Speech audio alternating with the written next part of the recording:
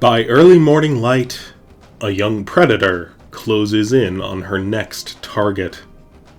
Her jaws lash forward, forming a vacuum that draws her prey in, but just as her teeth and hard denticles make contact with a small trout, her own body is seized.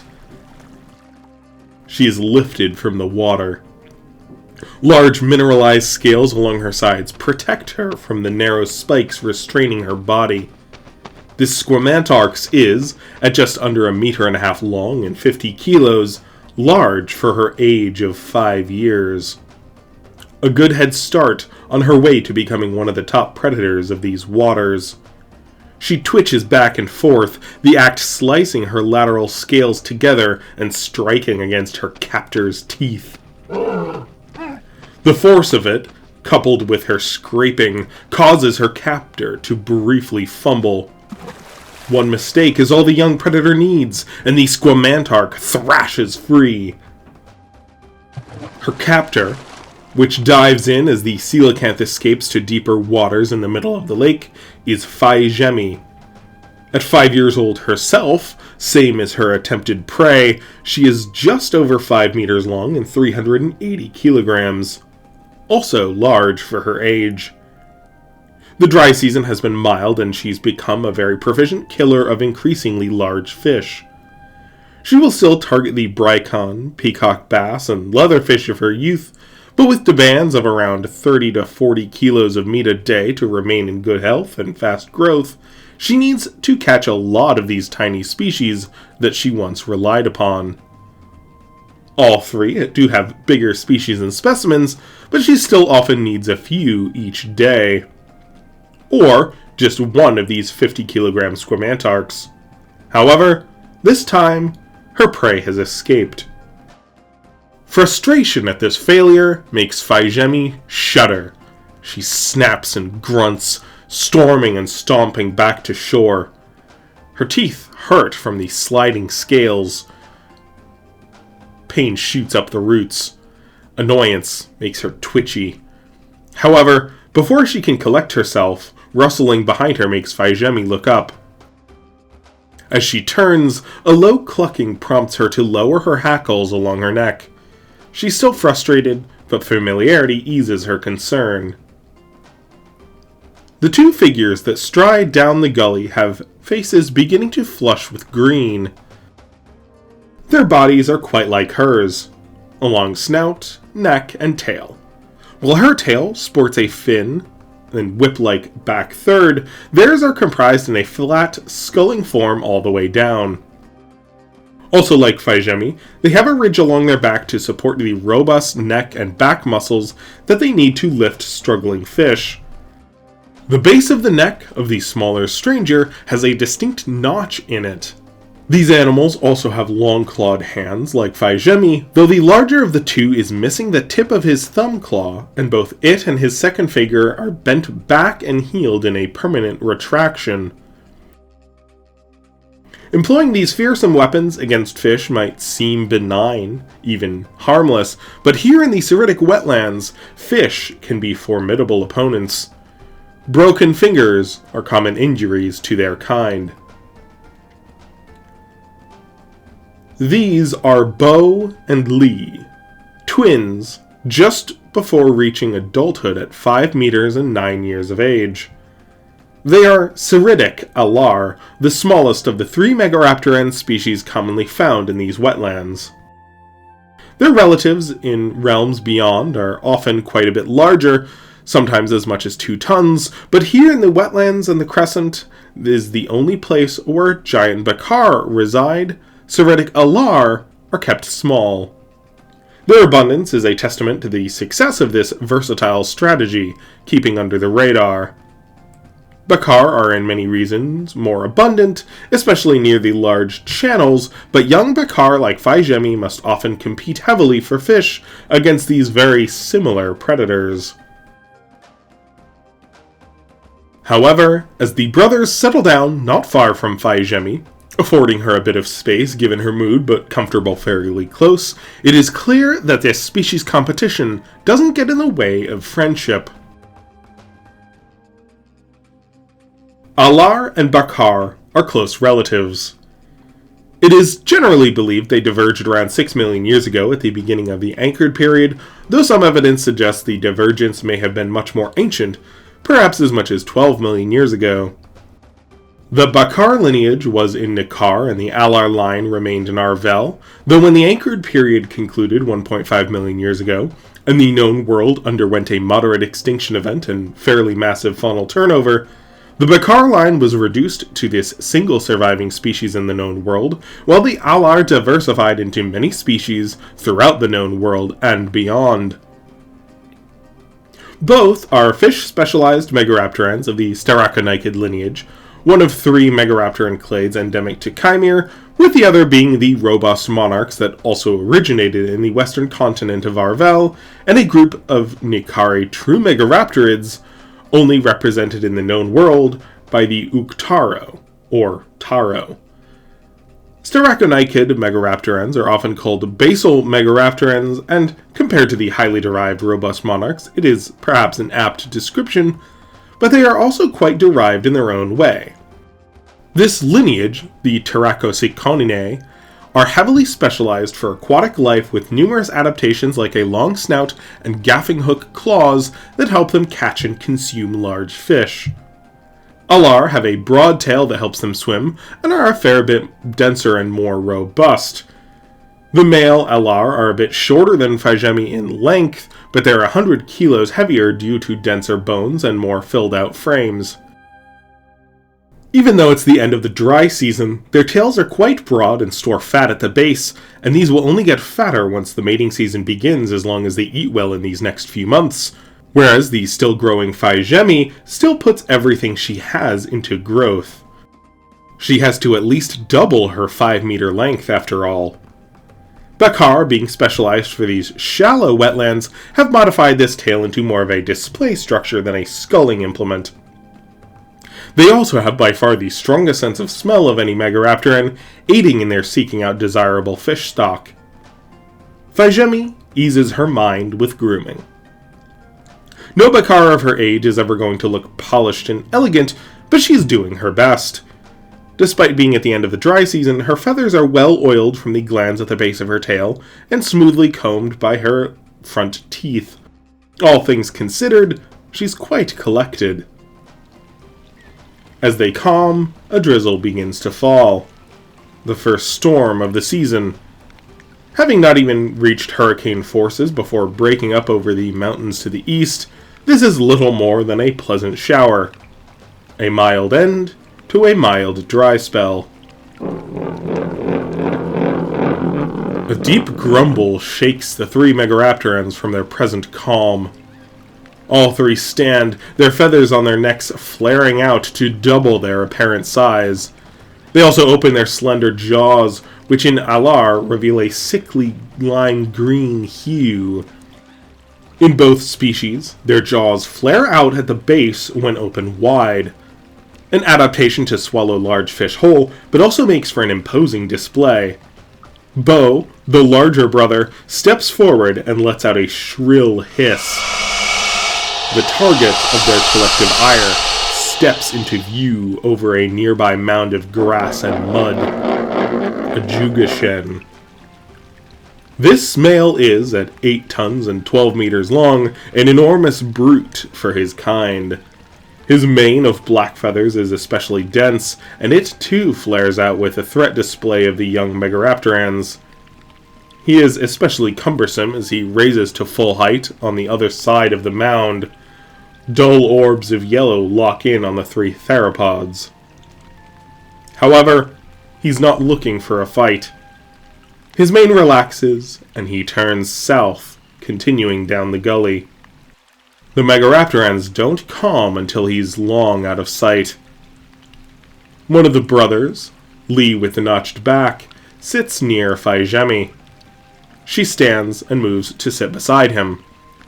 She then bites at the top of his neck near the base of his head and claws at his back, neither enough to break skin but momentarily restraining him before she pecks through his mane, helping him calm. The 4 narrow peg teeth at the front of her snout are a perfect comb for the task. He soon closes his eyes. Lee suffered an injury to the base of his neck a year ago. A heavy branch fell on his back while he and his brothers slept. It wasn't large or hit hard enough to break his spinal cord, but unfortunately, it did fracture the spinous processes that anchor his robust neck ligaments, which later snapped forward from the immense pressure of said ligament. His bones healed and the ligaments tightened up, as megaraptorans are very resilient animals, but his neck is still at about half strength as a consequence. He can still fish, and his arms are in good enough condition that he can carry and kill well enough that he's now as recovered as he could ever hope to be, but grooming is still very difficult, especially at the base of his neck. Fai Zhemi takes preening very seriously. Since one of her friends can't meet her standards, she takes it upon herself to ensure that his feathers are cared for. When she first met them, his feathers were a mess. Now, he's about on par with Bo, since Fai Zhemi grapples and brushes him whenever she gets an opportunity. Especially once she learned to be tender at the base of his neck, he went from indifferent to appreciative, though she's still always the one that initiates, since presentation is her obsession, not his. Fai Zhemi has spent the past dry season with the pair. A third brother, John, was slain by a tusked alligator just before they met. Perhaps this loss made them more receptive to her company. Maybe they just happened to find her in a good mood. Whatever the reason, they've spent most evenings in proximity. They don't always hunt together, but they'll cooperate fishing from time to time, and more often than that, they play. Neither species is especially socially complex. They don't tend to form long-term packs. However, loose, short-term partnerships like this are fairly common in both species, especially while Bakar are this size. There's safety, or at least comfort, in numbers. In the coming days, Bo and Lee move steadily south. They still stop to catch a few fish now and then, but mostly they march with more directed purpose than the meanderings Fai Zhemi has gotten used to. She follows. They seem to know where they're going. They march with purpose. Fai Zhemi seems content to tag along. After all, they're still able to make ends meet. Thunder rumbles to the northeast. A great storm is coming from the equator. As it has been riding down warm currents, speeding and gaining power. Most of that force was broken apart by mountains to the far north, but it's still heavily irrigated along this route. Now the rivers run fast as the storm. At the moment, it's the northernmost river, the Shi, which now floods. Our three megaraptorans are quite far to the south of all this, but they can still see the distant storms as it rolls across the horizon out to sea. The following morning brings signs of a more relevant storm, one from the east. Like the equatorial hurricane, this fills out the sky and rivers. This time, the brothers lead Fai Zhemi to higher ground. They wait out the storm in a stand of Seridic trumpet trees. Their bright pink flowers will soon be joined by lush green leaves. Though there is great abundance and the rivers come alive with countless fish, the twins continue to carry on southeast once the worst of the storm has passed. Fai Zhemi stops now and then, but rivers and streams that were once shallow and easy to stand and hunt in are now murky, and the few crops of land a bit precarious. There's plenty of movement in the water. Lots of fish are spawning wherever the flow is still, but it's often too deep. She gets in the water and tries to lunge after them, but all scatter. After a few attempts that fail because she won't land a strike, Fai Zhemi gives up. It would be a lot easier to wait for the excess water to flow downstream. Fai Zhemi follows her companions. They seem to know something she doesn't. They're determined. And that confidence inspires her to follow. She's hungry, but doesn't look like the channels will offer her much opportunity. The plains they walk through are generally between a foot and a meter deep, and she's able to catch enough to sustain herself in these waters as they travel. After 3 days of marching and wading through the rising channels, the twins and Fai Zhemi reached their destination, the great river So. This is the southernmost of the 3 great rivers. It is fed from the majority of the Telmead Mountains. Lakes in the highlands which flow to the So are tributaries to the critical spawning ground of many fish. Most importantly, the fish which now draws in the twins.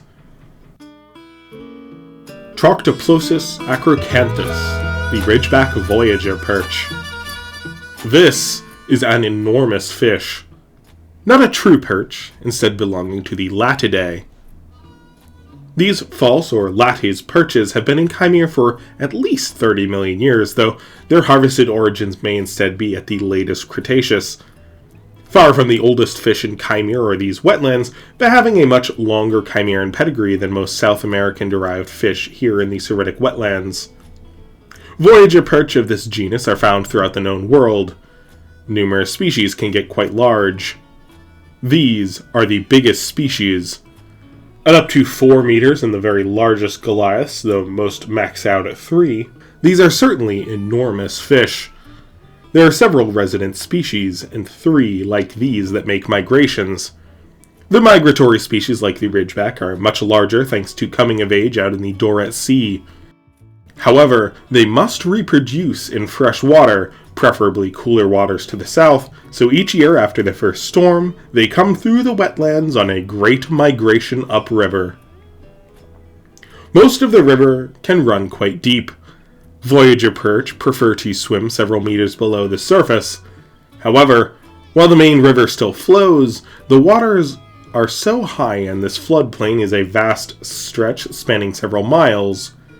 Some yet swim in the main river, but the density of the congregation and shallow expanse forces the migrating perch to all but crawl along the river in waters between 1 and 3 meters deep.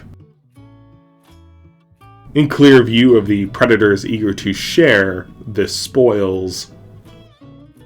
An estimated 9 million fish swim in this particular congregation, which comprises all members of the species that intend to breed this year. Most are between 2 and 3 meters long, the fish between 7 and 8 years old. A few smaller individuals tag along, of a similar age but at around 1.5 meters in length, were not able to get sufficient food to reach a dominant size. There are also many giants between 3 and 4 meters. They spend their first year or 2 in the highlands, another couple years in the wetlands, then the remainder of their lives out in the Drought Sea to grow massive on marine fauna. Now they return. Many will not survive the journey, and most who do won't survive spawning. The 3 to 4 meter adults are primarily those who manage to survive spawning and return to the sea to recuperate for a few years and grow more before again reproducing. Most of these are male, as females very rarely survive their first spawning. All present are exhausted. They've been swimming against the current non-stop for 500 miles. The earlier they arrive, the better their position will be at the spawning grounds, and the better odds their young will have of survival. This is incentive enough to press on when any reasonable creature would stop to rest. Their exhausted condition is all the better for the assembled predators. There are a few Jugashen, including the big male Fai Zhemi and the twins saw a few days prior, but for the most part, it is Megaraptorans who have gathered here today. Fai Zhemi is one of the smallest ones here. Only the littlest ones are viable prey for her and the Alar. Most of these gathered are much larger.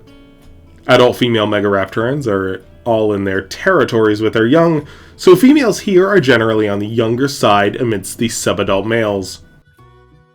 Taking up the prime real estate along the river proper and dragging the biggest perch to their scattered mounds amidst the channels for a feast of meat or roe are the adult male Bakar and Kurajaku. Fai Zhemi has rarely seen a bull Kurajaku as they frequent much deeper channels. These are massive animals.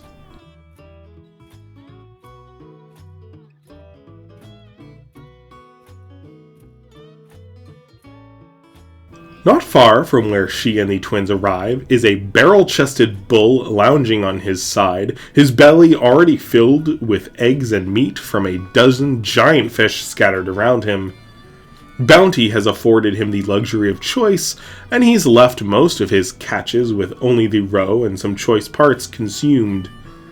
His kind usually prefer to eat the likes of hippos, sirenians, sloths, and buffalo here in the wetlands. Mammals with lots of calorie-dense meat. For these fish, he has made an exception. He's not great at processing them, with teeth better suited to grip and tear flesh, but the roe is so nutrient-dense and delicious that so far it is worth the effort of not being equipped with the right tools. This is Kojan. At just over 19 meters long and 22 tons in mass, he is a mature male in his prime. The dominant resident bull of this stretch of rivers and lakes. He's too large to be on land for long. Throughout the wet season, he will bulk up, gaining a few tons of fat and muscle, and his mane will green from oils he produces as he prepares to impress mates 5 or 6 months from now. But for the moment, he has a similar dense brown feathering on his face and neck as the females. Much more streamlined for hunting, which he will have to make the most of in this time of plenty. His back-swept crown, paired pronged horns growing from his lacrimals and brow, are typical of bulls of this region. Unlike the bakar, which only grow one midline crest that is flat and exclusively for display, Kurajaku grow 2 pairs of horns along with a nose ridge that he will readily employ in duels against competing males during the breeding season. Kurajaku can get terrifyingly violent at these times to impress females and demonstrate their genes will make fighters of their offspring. Females have to constantly fight to defend their territories, and they're only interested in mating with fighters. The many scars along Kojan's side and snout can attest that he fits this description, but this time of year, he's on vacation. He's indifferent to the others of his kind passing nearby. Even if they had a problem with him, the next biggest bull is 6 tons lighter, and he gives Kojan a wide berth. It helps to be the biggest bruiser on the block. As bulls of both Bakar and Kurajaku are not territorial and only fight when potential mates are watching, they have a much greater tolerance of one another than the females, even sharing space and developing friendships from time to time, as long as the eating is good. Fai Zhemi has encountered plenty of adult males of her kind in the past, though never at this concentration. Hundreds span the vast, flooded plains before her. All around, she sees tall, spotted sails as they lunge in and produce enormous catches. She wouldn't dare grapple a 3-meter perch. They not only outweigh Fai Zhemi, the retaliations or even just ramming her and pushing her below the surface in the rush could easily be her end. For killers the size of a Bakar bull, between 3 and 5 tons, pulling these enormous fish from the water is still a challenge, but one they are quite well suited for. Smaller fish have an easier time in the shallows, and also try to avoid the main group. These outliers are a boon to our twins that they know well. That's why they've come all this way, not for the giants in the main migration, but the smaller stragglers. Bo makes the first catch, a male just over 1.5 meters long. With his injured and broken claws, Bo is working without a full kit, but he's used to overcoming this challenge. Between jaws and claws, he pries his catch apart and takes it to the nearest open mound of the slow-flowing river, sitting it down and taking to task. Lee pins another smaller one with his foot and kills it with his claws. Yes, his jaws and neck aren't what they used to be, but he's still a skilled and ruthless killer that helps that they're basically angling on easy mode. Even so, Fai Zhemi is having a harder time. Though it's easy for the adults to grab from the main group, the smaller stragglers have a lot more space to maneuver. She makes numerous attempts, but they keep evading her at the last minute. Her feathers have grown in white and her throat, so camouflage should be on her side, but in the chaos and their speed, and the feasting monsters on all sides, it seems she isn't quite able to fully lock in. After yet another failure, another female of her kind marches past. At 8 years old and weighing around a ton, this bakar is mature, but not large enough to establish a good territory and defend a nest. Some in her position might settle for a lesser hidden nest. This female has chosen instead to bulk up rather than try to sneak in a clutch over the past dry season. A gamble to be sure, as it means she may miss out on her contributions to the next generation entirely if tragedy should strike this year, but waiting so she can establish a better territory rather than grow less to produce fewer eggs this year does mean that her eggs, once she does age into maturity, will be more numerous and have a better chance. She's in excellent condition, half a meter and over 100 kilos large for her age, so perhaps this gamble will pay off. The enormous fish that she carries, a 2.5 meter female bloated with roe, will help set her on a good trajectory if she does decide to mate this year, or will help her grow even more if not.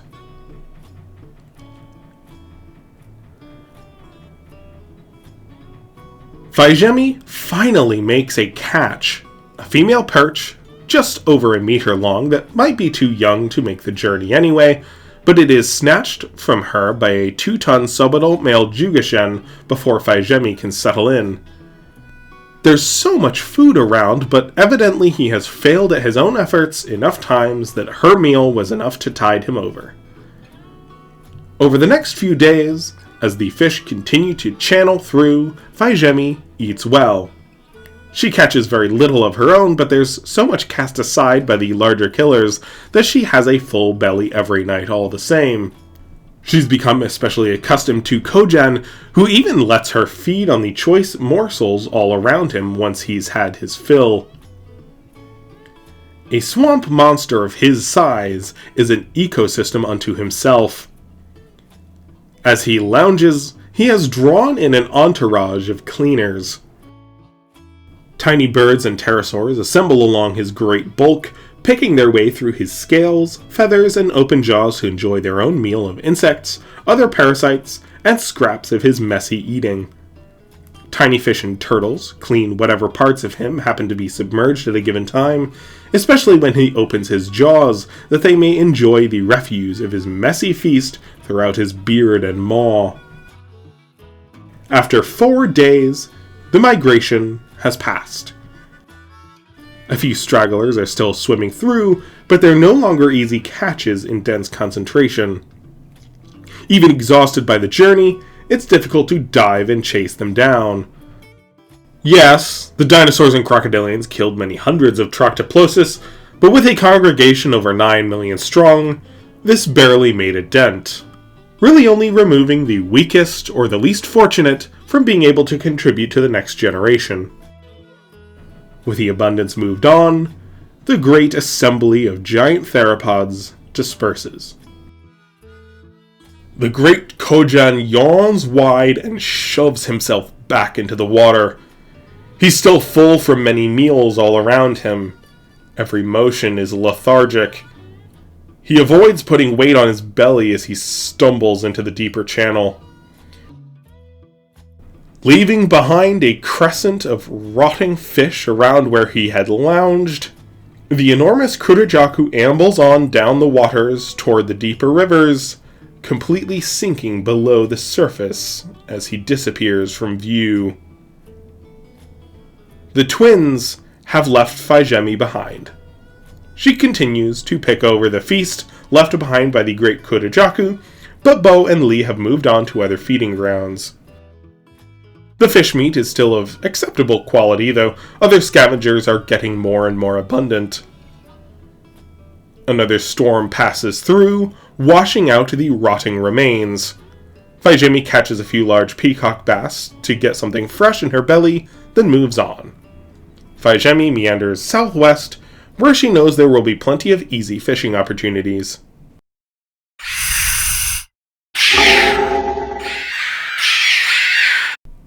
One morning, she encounters a group of Leister. They keep their distance, but try to nab her fish now and then. These little ceratosaurs are at most a meter shorter than her at this age, and so much lighter that they aren't much more than an annoyance. However, she's been bullied by them in the past, and this built up a prejudice that hasn't been forgotten. She manages to grab one that gets too close and makes a violent example of him to his peers. After that, she's able to fish in peace.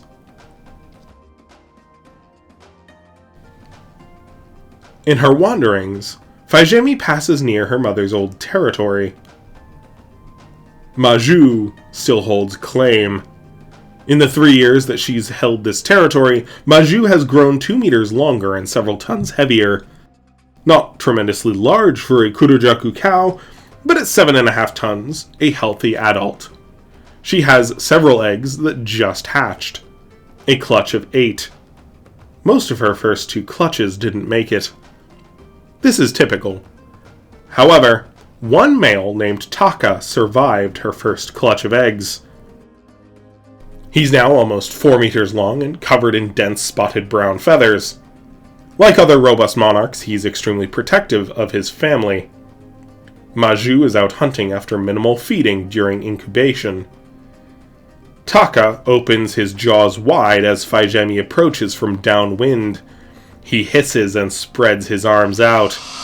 His size appears to double as he flexes his feathers. The hatchlings and yearling siblings nearby hide at first when their bold brother takes position, though a few are inspired to join in. Fai Zhemi is around twice his size, but he doesn't seem to care. He's ready to take the fight to her all the same. Ultimately, Fai Zhemi isn't looking for a confrontation. Not even to eat his tiny charges. She's just comforted by the familiar territory. Her calm eases his own temper, and a sniff from the shifting air further eases his mind. He relaxes. Taka recognizes her scent. Fai Zhemi has visited now and then over the past couple of years, though never stays as long as she did her first year on her own. The other youngsters just know her as an occasional yet recurring visitor. Taka, however, knows her much better. Though she wasn't present for his hatching itself, she did spend the weeks leading up to it sleeping in the thicket not far from his nest. Hers was the first scent Taka became familiar with after his mother's, as he stayed in many of the same spots once he was able to toddle out of the nest, and the fact that his mother seemed to have an albeit begrudging tolerance of Fai Zhemi has further eased Taka's usual aggressive stance on anything that comes close to home. However, it seems Fai Zhemi isn't looking to stick around this time. The bounties of the wet season are such that she doesn't feel a need for much comfort. She was just in the area and wanted to check in. A deep growl to the west draws attention from the little ones. Maju has returned. She carries a manatee in her claws and raises out of the water. Though she can see her son isn't defensive and probably recognizes Fai Zhemi even by sight, this is her first meal after the newest batch hatched, and it seems she isn't in the mood for visitors. As Maju growls, Taka's mood shifts too, and he turns to hiss at Fai Zhemi. He doesn't charge, more just reacting to his mother, but Fai Zhemi doesn't seem to mind. With a relaxed diversion of her gaze, Fai Zhemi turns and carries on north.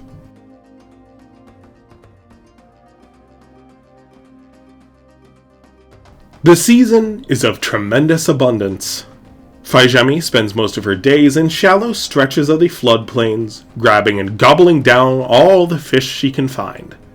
Though she occasionally goes after juvenile caimans, small mammals, and swimming birds like darters and cormorants, a vast majority of what she eats is fish.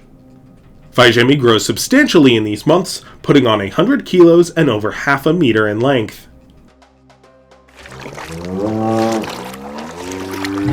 One evening, Fai Zhemi is awakened from her slumber on a mound peak by a low grunting. Down below, a group of sloths march past, using the flooded channel as a footpath on their way to a vast mat of hyacinth lodged in a bend downstream. The 7 adults stand 2 meters at the shoulder, wading through half-meter deep waters of the floodplains.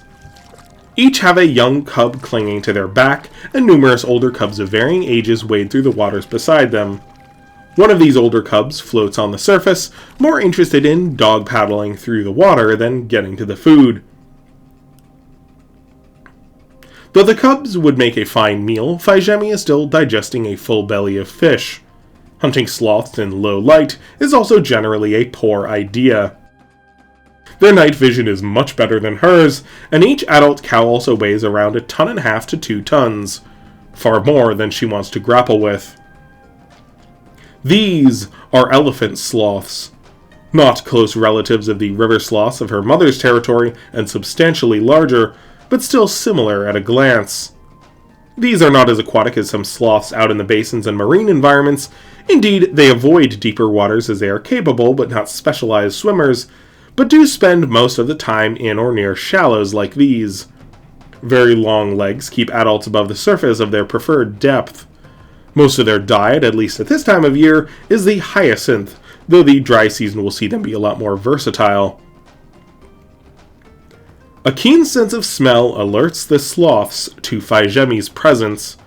However, after an initial grunting alarm, they see that she has no cover and a relaxed posture, not interested in moving at all, much less hunting their young.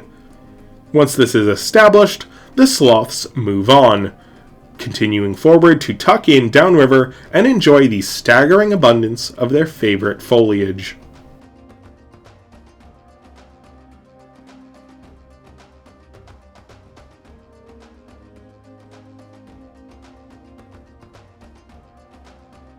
The following dry season is the mildest Fai Zhemi has ever experienced. Eating is very good, and she doesn't experience any struggle. It may be the dry season, and much of the floodwaters have retreated, but there's still a few showers every month and a couple rogue storms throughout to keep things lush and alive. Hybodonts are particularly common in the rivers she spends a few months at. She is still a bit wary of them after her encounter with a stencil shark a few years back, at least at first, from which she still bears a circular scar on her calf, but it's hard to turn down such an abundant food source. Swallowing whole is a hard first lesson, given the formidable spines, but once she learns they must be removed, same as a stingray's blade, she becomes quite fond of them. She gets so used to it that even when feeding on hybodonts too large to swallow whole, she still removes the spine. Speaking of stingrays, these waters are home to a much larger cousin of the marble ray she was once so fond of, the reticulated stingray. Their biggest specimens have a wingspan of 3 meters and weigh close to 1 ton, far beyond her current capabilities, but the abundance of meter-wide juveniles are much more appealing, and she progresses her expertise in the blade and spine removal of both types of chondrichthyon. By the next first storm, she is quite large for her age.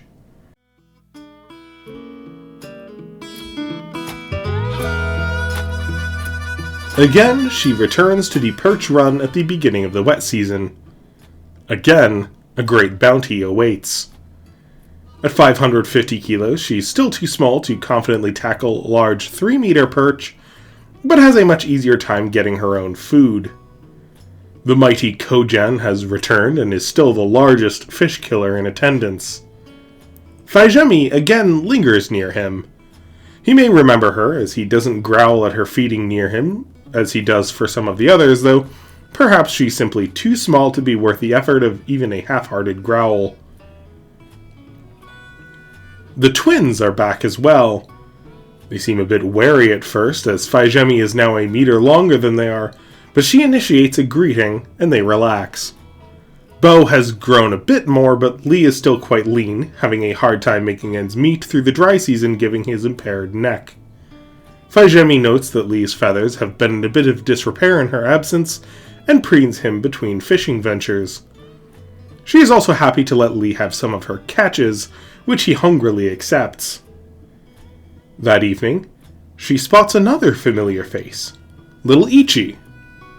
They have not seen each other since Ichi departed. She's been in the much warmer marshes up north. This year has been kind to her too. At 350 kilos, she's a lot smaller than Fai Zhemi, but perfectly healthy for her age.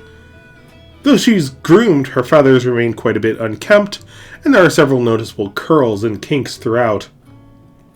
She has grown a lot, but some things remain the same. They spend the days together with the Alar brothers, indulging and playing with an occasional face-biting wrestle. Fai Zhemi doesn't spot her twin Nedemi, but that's not terribly surprising. Bonds at this age are often fleeting, but they do remember and reconnect when they come across one another. In the following weeks, little Ichi meanders north. Again, this is where she has spent the past few years, and perhaps out of curiosity, Fai Zhemi follows her little sister. Bo and Lee travel with them for a short while, but branch off west after a few days.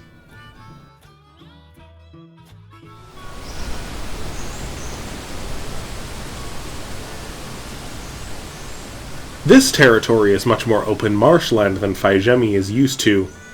She's used to periodic cypress swamp, if nothing else. Out here, there's really no trees but the occasional trumpet stand. The plains are now flooded. A few channels have been carved here and there by waters and the movement of big beasts, but for the most part, it's just shallow squelching. The channels offer plenty of fishing opportunities, which Fai Zhemi is used to from further south. The pair have plenty of food to eat and continue their respective growth. Eventually, their migration north brings them to the flooded outer reaches of several Great Lakes, basin outgrowths of the vast bodies of water scattered along the Shi. This is a popular feeding ground for resident Kurojaku. Fai Zhemi spots numerous males along the shore, coming up with arapaima, gar, squamantarchs, and other enormous fish. Crocodiles are also taken. There are not many of the manatees, hippos, desmostillions, and aquatic sloths in these lakes at the moment that Kurojaku prefer, so they pivot. They can handle big fish, but tend to not like the heavy scales that such prey often have that they must spend a lot more time scaling. Bakar have harsher guts to better process hard scales. Amidst the flooding, fish are often easier to catch as a lot of the mammals have dispersed to shallower waters that Kurojaku have a harder time navigating, especially since a lot of the big fish have come to accessible waters to spawn. Having done so, the fish are tired and easily killed. There are also 4 cetacean species here, but they often swim too fast for Kurojaku to catch, especially since they can now take to much deeper waters quite easily, and Kurojaku are not great at swimming in open water. She does spot a Kurojaku with the larger of the 2 river dolphin species, a 6.5 meter bull, so some can evidently still be captured. This is a time of plenty for her kind, but these big bull Kurojaku are forced to adapt to new prey amidst the worst of the flooding. The outlying shallows are better for Fai Zhemi. Alongside little Ichi, she packs in a wide range of fish. Bricon, often called Seridic trout, though they and true trout are not close relatives, are very common here, with a pair of meter-long species, the blue-tailed bricon and Seridic trout, both being regular catches. The trout Fai Zhemi is more used to are primarily fruit eaters more common in the swamps. They still feed on a lot of plant material, but these 2 species are more interested in the roots and bulbs of hyacinth. Fai Zhemi often can't see them, as hyacinth mats can be hard to see through, but as the plants bob, she can lunge in with increasingly predictive strikes.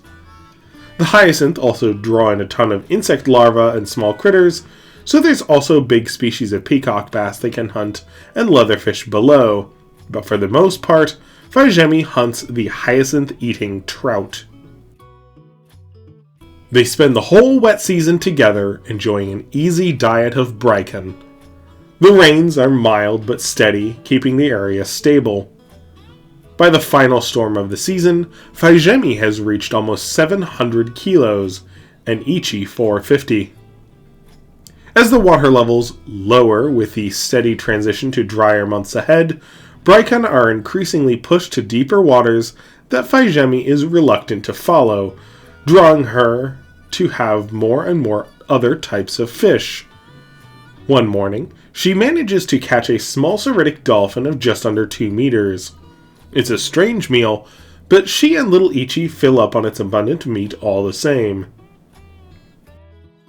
Not long after this feast, however, little Ichi departs, heading further north. Fai Zhemi remains in the area, having become quite happy here, especially as a late shower from the west draws in more hyacinth and bracken with a very brief rise in water levels. The morning after, as the waters recede once more, new beasts arrive. Water buffalo and 2 species of hippo have come to the basin. They rely on water to keep cool, and as the dry season sets in, they are pushed from the outer channels and grassy fields into these deeper lakes to keep hydrated. They bulk feed on hyacinth, depleting the food source Fai Zhemi's bracken were drawn to.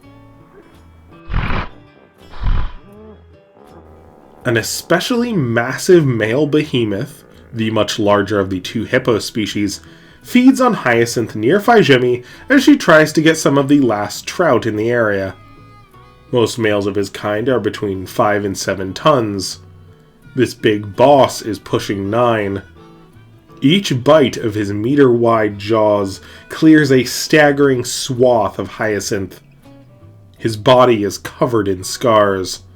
Some from theropods that tried and failed to take him down, and a few familiar circular bites from stencil sharks, though a vast majority are from others of his kind, failing to displace his title. As Big Boss's gluttonous foraging brings him ever closer, Fai Zhemi falls back and seeks a new pool to fish in. Fai Zhemi has never learned fear of hippos or buffalo. When she has interacted with them during the wet season in her youth, they've always ignored her. She isn't big enough to threaten adults, and she's not given reason for them to have concern for their calves. They have plenty of shadow water to retreat to during the wet season and are generally secure. Both hippos and buffalo are fairly good at reading Bakar body language, and as she's never taken a hunting posture, it seems they've never really shown much worry about her. This is Fai Zhemi's first time engaging with hippos during the dry season. Here, as water and its promised security decreases, forcing them into tighter concentration and easier access to giant crocodiles and kurojaku in these deeper basins, the big herbivores are increasingly belligerent. Their newfound aggression toward Bakar is not unfounded. A scream one morning as Fai Zhemi is just beginning to awaken stirs her to full alertness. A young male Bakar, 2 years older than her and noticeably larger, has a hippo calf in his arms and is retreating from the mother behemoth, larger of the 2 Seridic hippopotamid species. She weighs 2.5 tons. Larger than most males of the common hippo, though modest compared to bulls of her own kind, especially Big Boss. However, if she catches up to the 1.5-ton theropod, he will be easily killed. Though she is much quicker in the water thanks to shorter legs, reducing drag, and a generally torpedo-shaped body effortlessly cutting through the water, once he has taken her calf to stretches of land, he runs along grass-grown tops and gains distance. His long legs, combined with webbed feet, are perfect implements for this present terrain, and his unidirectional breathing is far superior in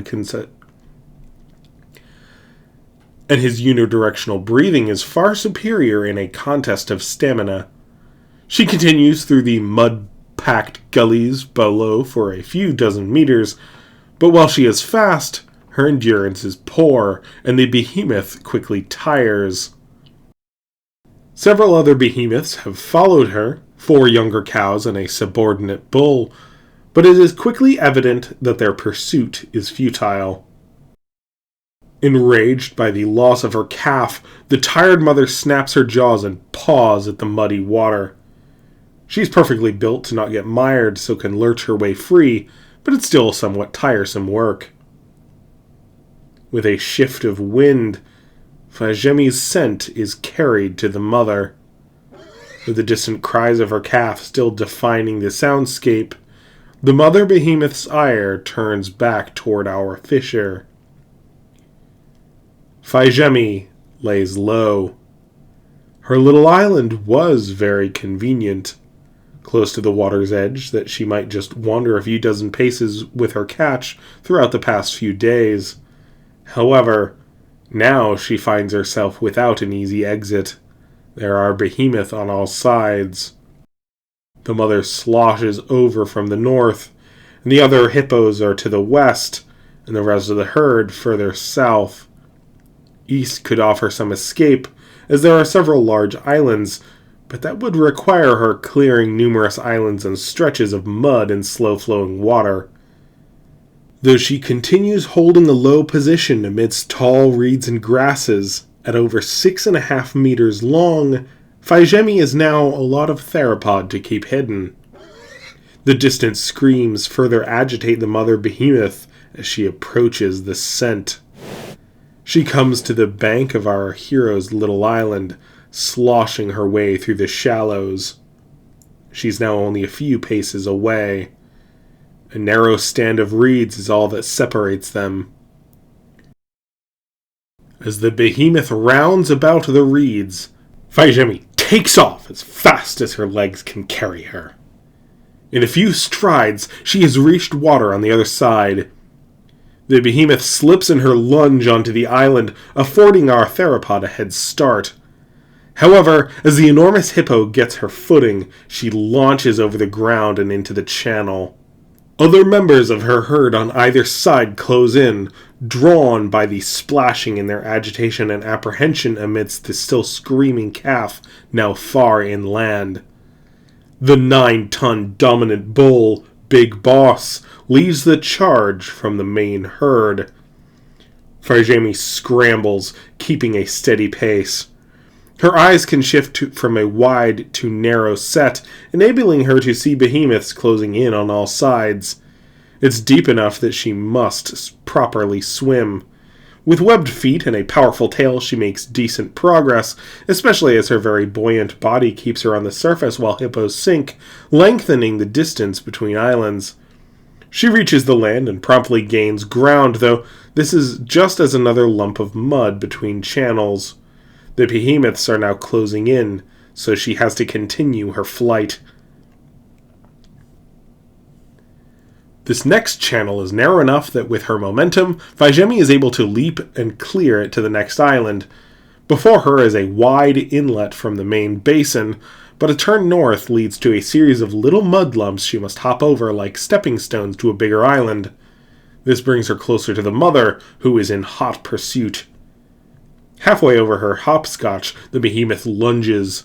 Though not nearly as impressively tusked as the bull, the mother's 6 long incisors flanked by fangs of both jaws is a frightening sight as Fai Zhemi glances back. Her tail snaps to the left as she leaps off the same foot, just barely leaving range as the behemoth's jaws slam shut with more than enough force to break a young Megaraptoran's hollow bones. Once she reaches the longer islands, advantage is once again with Fai Zhemi. She has an easy time climbing up thanks to strong arms. Long strides bring her quickly to its center. The mother behemoth turns north as her companions move along the western shore. Fai Zhemi is no longer in immediate danger, but it would be no great challenge for the behemoths to haul themselves onto the island. It's only mud and grass, after all. Further inland, Fai Zhemi spots a few larger islands with respectable tree cover. There, she could take proper refuge, or at least continue to make distance.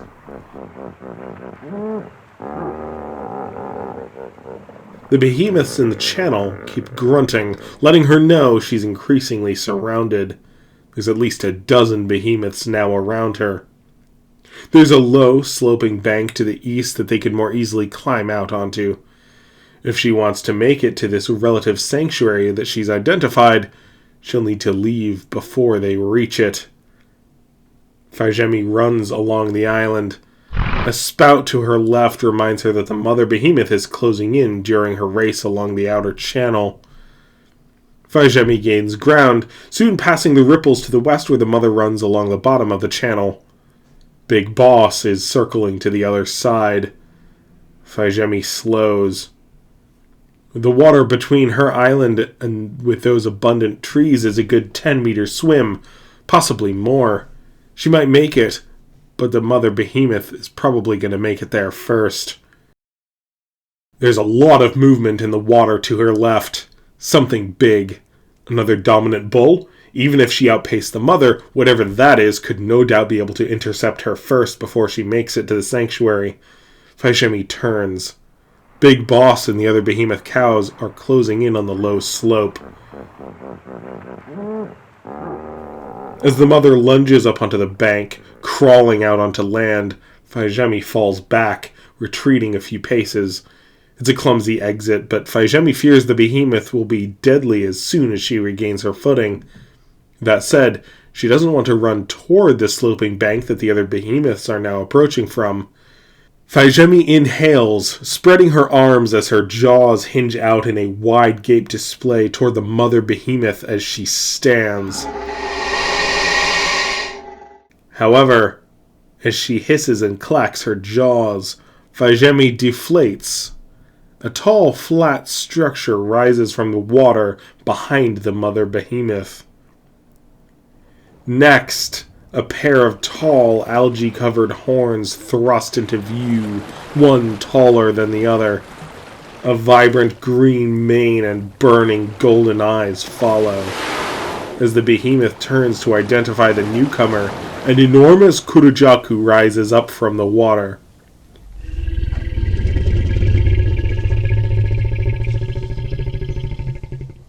Before she can scramble back toward the channels too narrow for him to follow, the great kurujaku lurches his chest onto the island and grabs the behemoth by the leg before she can flee. With a flex of his great sculling tail and full body in the opposite direction, the great swamp dragon drags her along the island and high enough that she lifts off the ground before being struck hard against the surface. Stunned by the impact, she sinks as the sinuous monster lunges forward to bite where the back of her head meets a meaty neck. The once clear waters, already murky by their skirmish, erupt in bright crimson.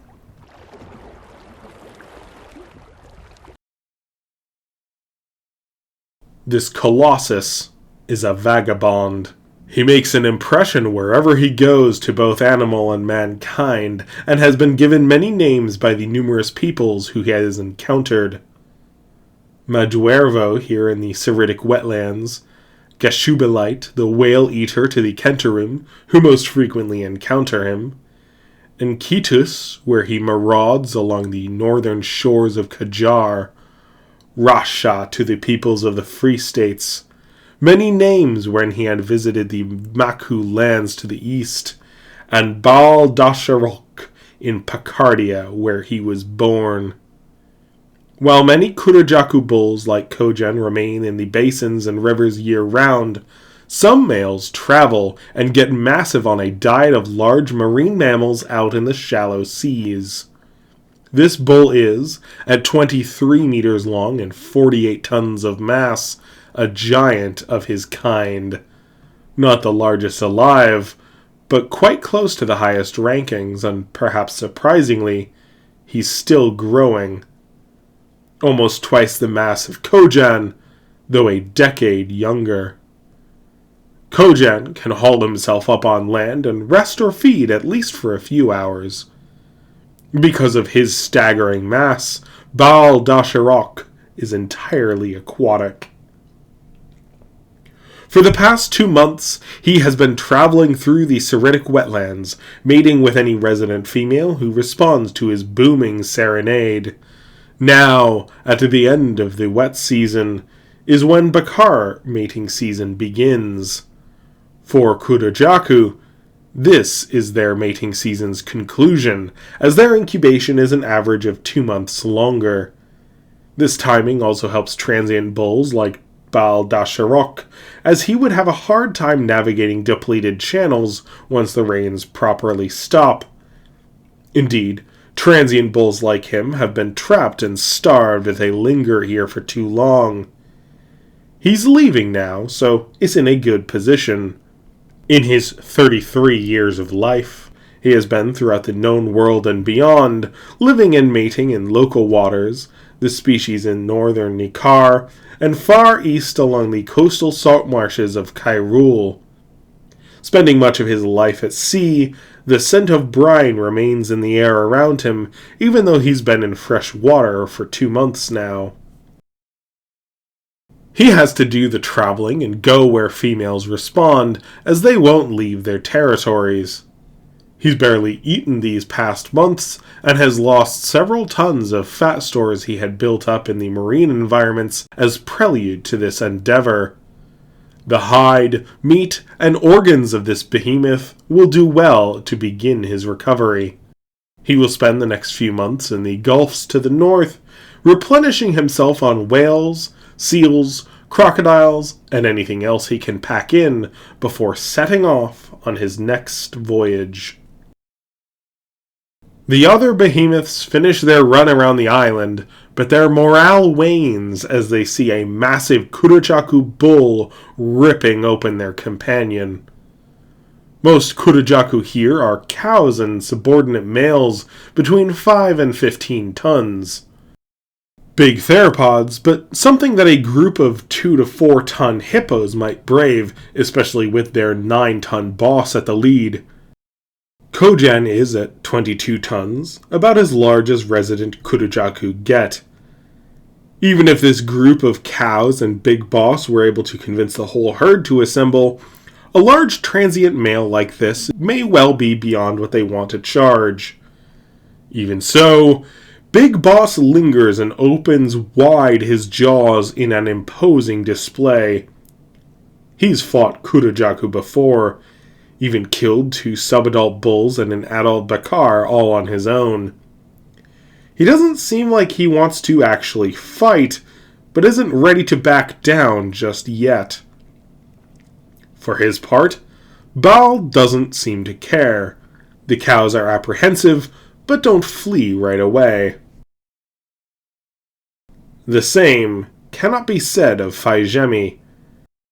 She wasted no time as her savior had engaged the behemoths to backtrack a few islands over to another with more abundant cover.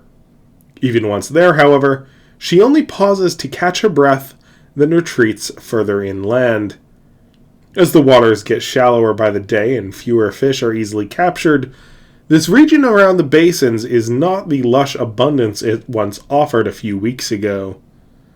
With far more danger than opportunity, Fai Zhemi retreats deeper into the marshes.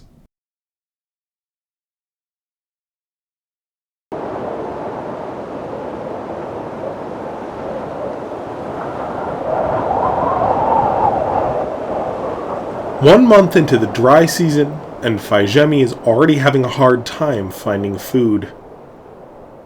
Having spent the wet season in the lowland basins, which catch most fresh water in the area, Fai Zhemi didn't appreciate just how little rains the Seridic wetlands received this year.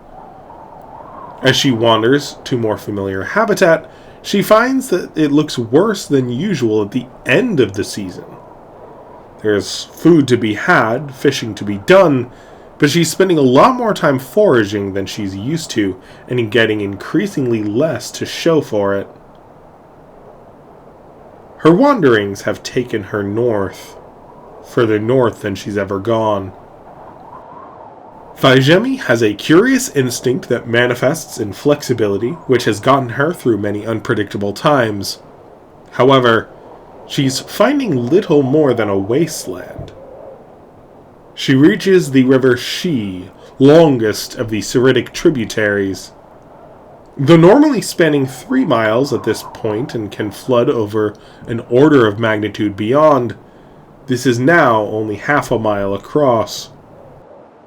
Fai Zhemi approaches, taking a hesitant drink, but she sees an armada of giant caiman converging upon her on all sides, and retreats. If there's fishing to be done here, it's not worth risking herself on the menu.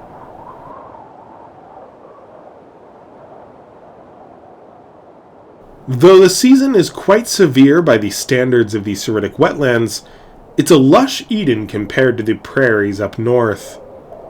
Water there is already at a premium this time of year, concentrating native fauna, but the influx of creatures from the prairies is especially pronounced here in the north.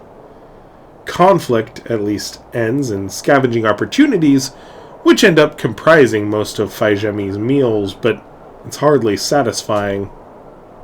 One afternoon, her nose leads her to the fresh kill of a stranger. Another Megaraptoran has brought down a speckled horse. This Megaraptoran has a passing similarity to Fai Zhemi, but her nose tells her this is a very different creature.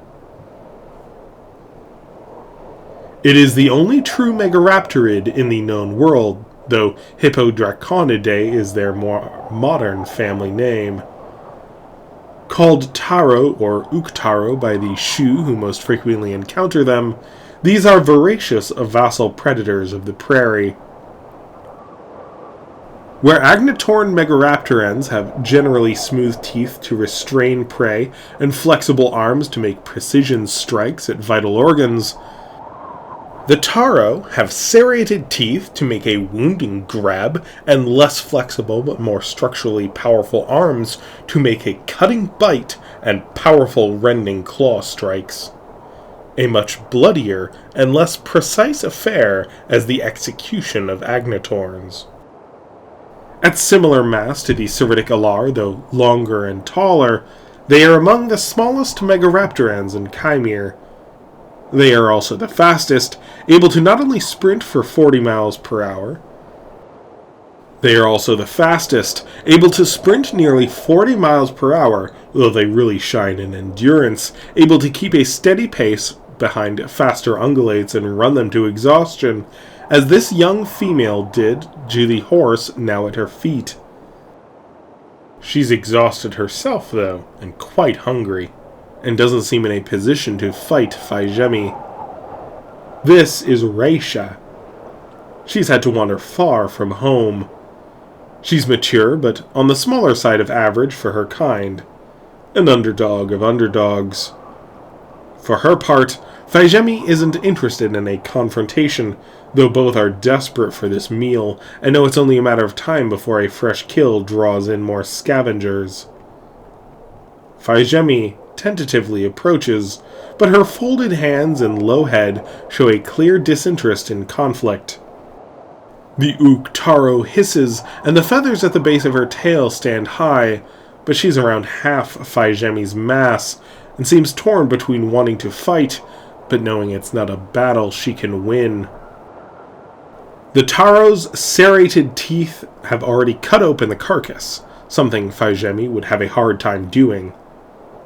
The Bakar's long snout tucks in, pulling out the entrails and gulping down the liver.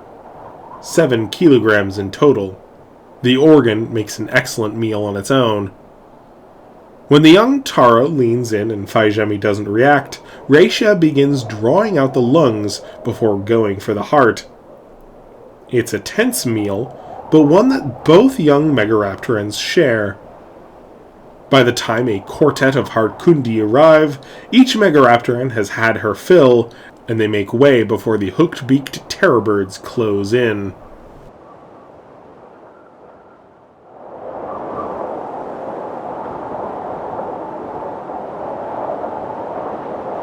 Another month passes, hot and unforgiving. As it so often has in the past, hard times see Fai Zhemi return to her mother's old territory. Though her mother's scent is long gone, This place is the only time she remembers ever feeling truly secure and safe.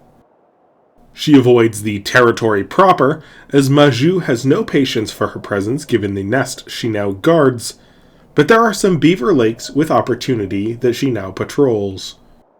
On several hunts, she is joined by an unexpected companion, Taka. His feathers are growing in a darker brown with less noticeable spotting. She is 2 years his senior and over a full meter longer. However, he doesn't seem terribly afraid of her. After all, they've now met several times and he knows her scent well. It helps that each time they've met, she isn't nervous, so does not trigger any fight or flight in him, and falls back calmly at his, much less his mother's, threats. So Taka believes he's truly safe, as if she crosses any lines, she will flee his mother so he can truly relax. An unusual but perfect recipe for these two normally adversarial species to acclimate to one another. Though he wouldn't normally hunt with her, Taka is quite hungry. His mother has begun fasting to defend her nest, so there aren't any scraps that she normally would have to offer him. She will continue to defend him, but when it comes to feeding, Taka is on his own. He doesn't want to leave her protection, but he's very hungry, and this wanderer seems confident. He joins Fai Zhemi at one of the deeper beaver lakes. For a time, she wades along and tries to grab the occasional fish, but so far there's not much reward. Taka makes his way deeper into the lake, where many larger fish have retreated, and begins to chase them. Though he fails to make contact, he drives the leatherfish up toward Fai Zhemi. She may not be able to submerge that deep, but she is faster, so can catch what evades him that Taka stirs up. Eventually she has quite a surplus of marble ray, peacock bass, leatherfish, and bicuda, and is happy to let Taka take his share. Yes, his kind prefer mammals and dinosaurs to fish, but for now, this is more than he's had to eat in weeks. It's also, more importantly, a lot of fun. Fai Zhemi is just happy for a meal, but for Taka, turning this into a game is much needed enrichment. He has played this game with his younger sisters, but Fai Zhemi is much more adept and successful at actually catching and dispatching the fish that the young Kurajaku chase. She's turned this into a game that also ends in full bellies. What more could he possibly ask for? This odd pair continues their delicious game for several days, moving from lake to lake. He scours the bottom, she catches and kills, and they share in the spoils. In such a time of famine, this is a lifeline. The games take them further and further from Maju's territory proper, which is not particularly large after all, given the concentration afforded by beaver lakes, but as long as young Taka is eating well and with what he seems to have decided is his new protector, he doesn't seem too bothered. For the first few nights he does return home, but after a while the pair of them slumber together on the shore, bellies filled for the first time in weeks. Fai Zhemi even preens him after cleaning her own feathers. He happily returns the favor, but since his methods are a bit clumsy, she often has to redo whatever he attends to.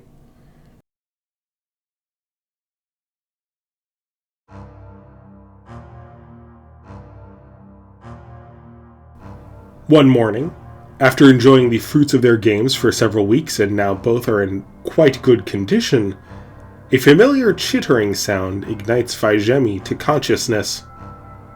Humans. Her eyes snap open and Fai Zhemi lifts her head, scanning the horizon. To the west, on the other side of the dried lake, she spots a vast cloud of dust. This dry, even the lake bed's soil is kicked up with ease. Despite this obscuring shroud, she can spot numerous silhouettes. They're also kicking up dust to the south, now blowing toward them, and she spots a vague shape of people in that one too. While the western group marches parallel to the pair of theropods, the southern cohort is coming right at them. Wind carries to Fai Zhemi this dreaded scent, though it's different from her previous experience. They stink of rot and death. Not an unusual scent this late into such a formidable dry season, but it does put her on edge.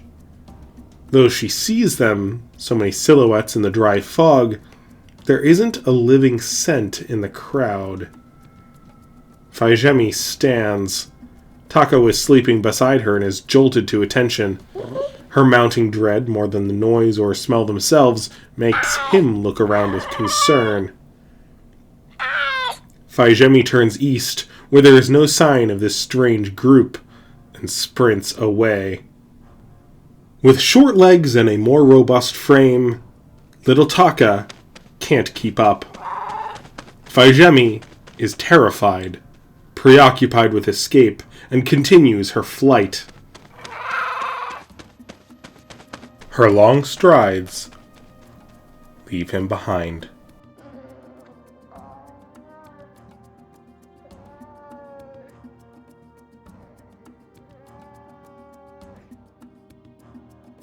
A steady pace swiftly carries Fai Zhemi a long way off, over a kilometer before she slows and looks back. The dust cloud rises as the strange humans advance. They've now reached where she was a few minutes ago. She's put a good distance between them. Fai Zhemi could continue to do so. If she keeps moving, she could reliably escape. However, worried screams raise her hackles. The distress call is from Taka. He's afraid, possibly hurt. Fai Zhemi runs back toward his cries. It's not a rational consideration, not an act of heroism. She's not thinking of saving him, just responding to the frightened calls. Fear at the strange beings has her on a knife edge. Fight or flight. At first, the snap decision was to run. Now, a different instinct takes over. A minute later, Fai Zhemi has arrived back at the shores of the dried lake. Taka did not get far, only up the nearest tall bank before he was outflanked by the southeast. A vanguard from the north Fai Zhemi must have missed appears to have closed in and around, though maybe these were just part of the western group. Either way, the young theropod is surrounded. For the moment, they haven't attacked him. Many carry spears that Fai Zhemi has deeply associated with fear, but they don't seem interested in stabbing, at least for the moment. Not even really fighting.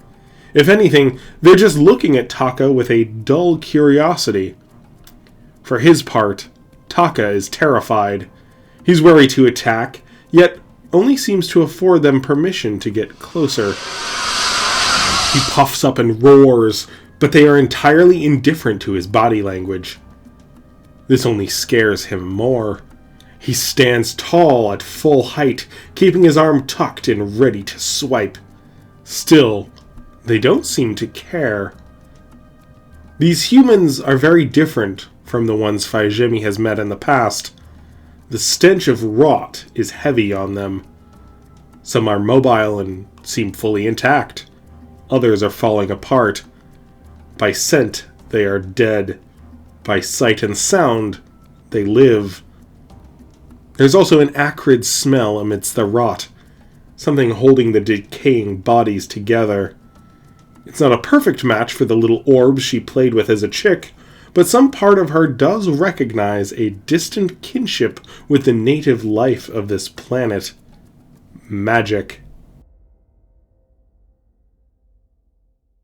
Confusion and apprehension seem to only amplify her fear and aggression. Fai Zhemi leaps into the fray. She lands hard on the nearest of the walking corpses. With her far superior mass, it is easily pressed into the ground, her webbed footing crunching bone into the dry lake bed. She then snaps at another of the corpses, dragging its emaciated arm and flinging it aside, removing the limb as the body cartwheels away.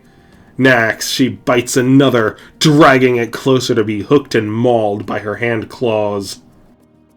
Though at first, with only Taka, the undead were curious, not aggressive.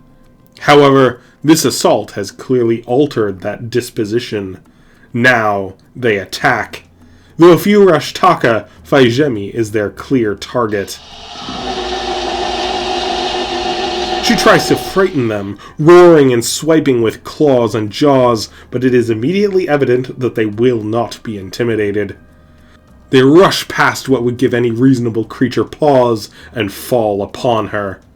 Those who are unarmed find their teeth and long nails deliver no meaningful injury, but the spears, even the hands of these clumsy undead, inflict painful wounds. They may not be thinking through their assault, but muscle memory seems to remind them of the utility of their weapons, which they use to formidable effect. Thankfully for Fai Zhemi, her panicked, erratic defense deflects a lot of the thrusts and cuts. She still endures several wounds, most notably a spear thrust into the meat of her left thigh. It doesn't penetrate deep, but has cut into the outer muscle. Taka rushes to her aid as she turns about, tackling a pair of the armed undead away from her, right so she is able to strike at the one at her left. He then rushes under her tail, grappling another corpse to the ground and ripping it apart. Though they have dispatched most of the initial group, with a few broken yet still moving bodies around, the incoherent meanderings and mumblings of the dead to the south and west now are drawn to violence. Thunder from unknown masses begins to stampede toward Taka and Fai Zhemi. Despite experiencing no sign that threats would work against these abominations, Taka inflates his chest, flexes his arms, and roars at their approach. Fai Zhemi joins him for a moment, but either by wisdom of her age, past experience with humans, or the spear in her leg, Fai Zhemi's morale promptly falters. She turns and hobbles up the bank. This time, Taka keeps pace. It helps that Fai Zhemi's stride is now severely impaired, but together they flee the lake bed.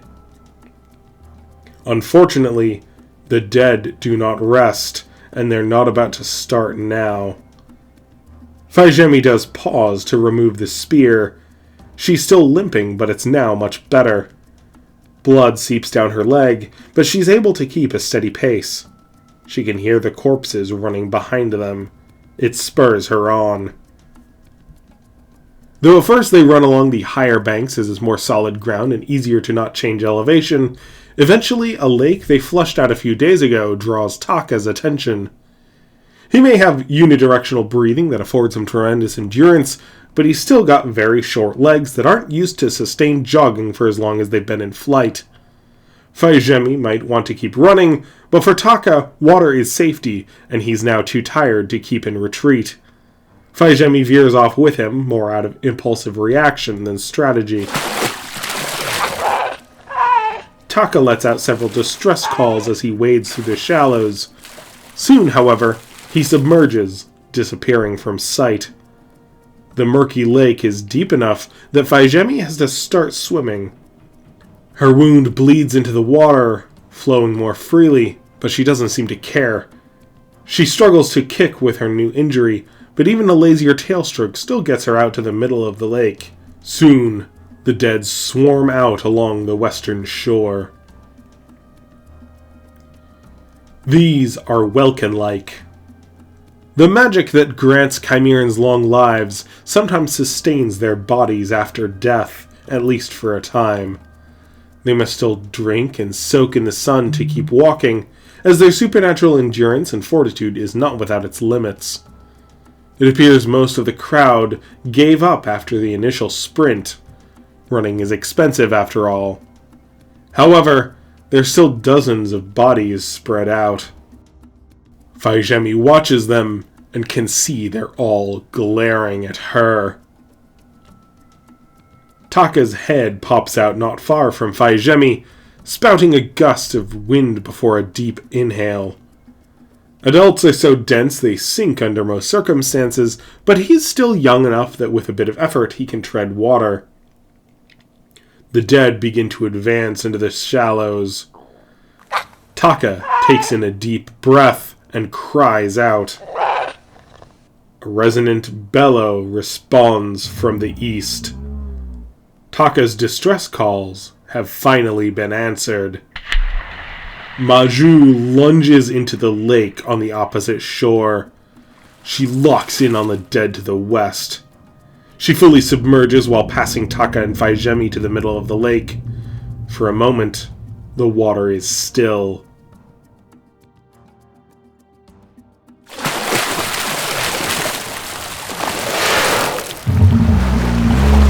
Maju erupts from the muddy lake, jaws wide as she bites through the nearest dead. Some may have spears, but they are challenged by their own exhaustion and seem to have a hard time muscling through maneuvers in the water. Maju has no such challenge. She may have had a sprint of several kilometers to get here, but in the water, she's entirely in her element. Now at 9 tons, her odds against the corpses and their spears are far better than Fai Zhemi. She steamrolls through them with overwhelming fury. Though Fai Zhemi just saved Maju's eldest son, the tremendous stress of the situation, coupled with her injury and exhaustion, prompts Fai Zhemi to simply keep swimming across the lake to the northern shore.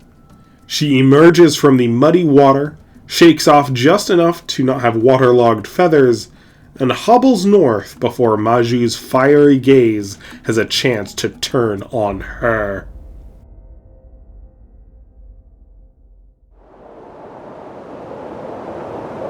This dry season proves to be the harshest the wetlands have seen in Fai Zhemi's lifetime.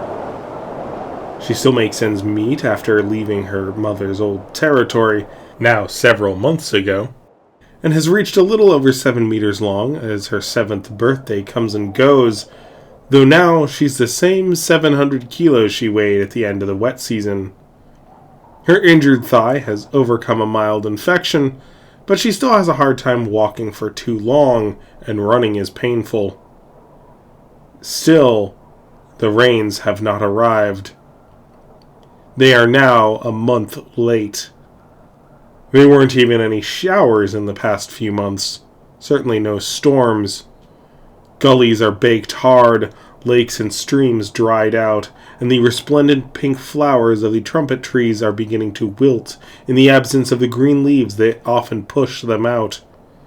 Any clouds in the sky or shrouds of morning mist are merely dust blown up by the wind. Even the beaver lakes she visited a few weeks ago to the south are drained low, with some even entirely empty. The only waterways are the main rivers and basins, and behemoth, hippos, buffalo, and other aquatic beasts are exceptionally aggressive, to the point where even large male bakar have to resort to more creative means of fishing and hunting. Increasingly, other sources of prey are in demand. Unfortunately, this includes Fai Zhemi.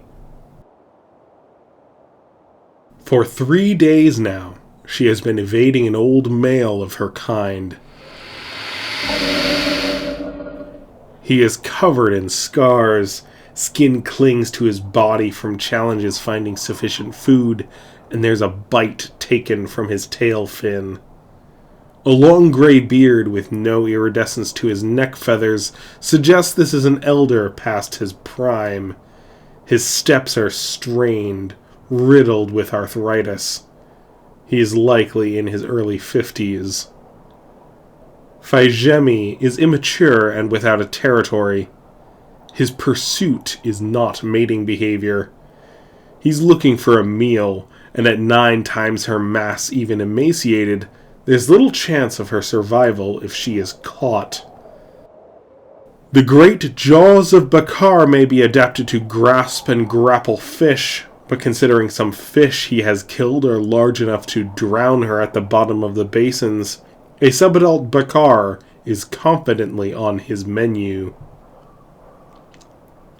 Fai Zhemi has found sanctuary in an unexpected place. A herd of Ceratopotamus, the largest ceratopsian in the known world, have dug out a wallow at the confluence of two major streams in the area. They aren't as big as behemoths, but with formidable horns and very tough hide, they are often able to assert their claim over a region during the wet season. They need land that will be dry for several months to lay their eggs, so while mammals like hippos retreat to the basins, these shield drakes have to make do on dry land. This herd have their nests on a hill at the confluence, which is where the cows spend much of their time. The males and young from previous years are primarily the ones in the wallow below. There's an island just south of this confluence. Here, Fai Zhemi has taken refuge. She's downwind of the wallowing ceratopsians, so doesn't have them on edge, and is obscured by a stand of trumpet trees with tall reeds adding to her cover. She snuck here during the night, and as Ceratopotamus have poor night vision, was able to take up position without their notice. The old male Bakar, however, is far too conspicuous for such maneuvers. His presence has them on edge. A Bakar this large could kill one of the cows or young if they are isolated, so the males need to keep close vigil. The Ceratopotamus hear the chirp of young within their nests above. Their hatchling normally coincides with the first rains, but as such waters have not begun to fall, most hatched without this signal. Many of the eggs never hatched, as the rains didn't call them, and have died still within their soft shells. For those who did hatch, this delay will make life very difficult. Even with protection from their parents, no rain means there's very little ground cover for them to hide in, and mortality from predators will be unusually high. They may not know this on any intellectual level, but they are very much on edge, and a 5-ton theropod looming on the fringes of their home is very concerning. Fai Zhemi is exceptionally hungry. She hasn't eaten anything in the 3 days that the old graybeard has been in pursuit, and before that, she hadn't exactly been eating well. Eventually, she's going to have to leave this comparative sanctuary. Nightfall offers her best chance. She can't see well at night, but neither can the graybeard or the shield drakes, so this is as ideal a window as she could hope for. With low steps, keeping her weight on her heels, Fai Zhemi slinks out of the tree stand. The mud is thick, and she almost gets mired twice. It's not a particularly discreet affair. Once she reaches what still flows of the stream, which is still thick with silt, she's able to move a bit easier. Webbed feet help her navigate. Unfortunately, the moon is full this night, and in absence of any clouds or strong enough winds to kick up a lot of mud, Fai Zhemi has not gone unnoticed. Graybeard is watching her silhouette as she climbs up the bank. He slinks down the opposite side, making sure to remain downwind of the wallow. His footfalls are silent. So far, the herd has not noticed. Fai Zhemi reaches the opposite bank and hops up. She takes off along the bank headed east, upstream. There's more cover in the reeds and scattered trees, withered though they are, but at this point fear has made her just wanting to put any distance between her. There's more cover in the reeds and scattered trees, withered though they are, but at this point fear has made her just want to put distance between herself and her pursuer. Not long up the riverbank, movement across her path brings Fai Zhemi to a striking halt. The form is massive and armored. It releases a deep hiss as it shifts about.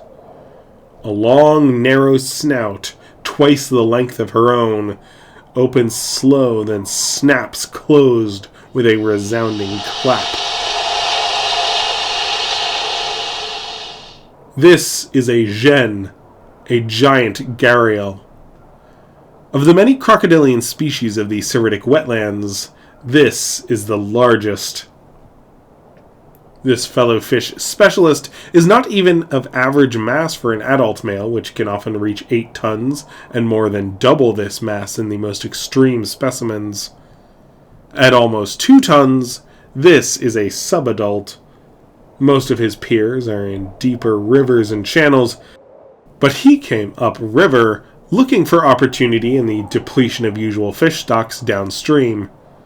He's not looking to harm Fai Zhemi, but he's a lot bigger, and having been startled, he lunges at her defensively. Fai Zhemi backs off. To her left is a fairly dense thicket, and to her right leads down to the muddy dregs of the river leading down to the confluence. She glances back.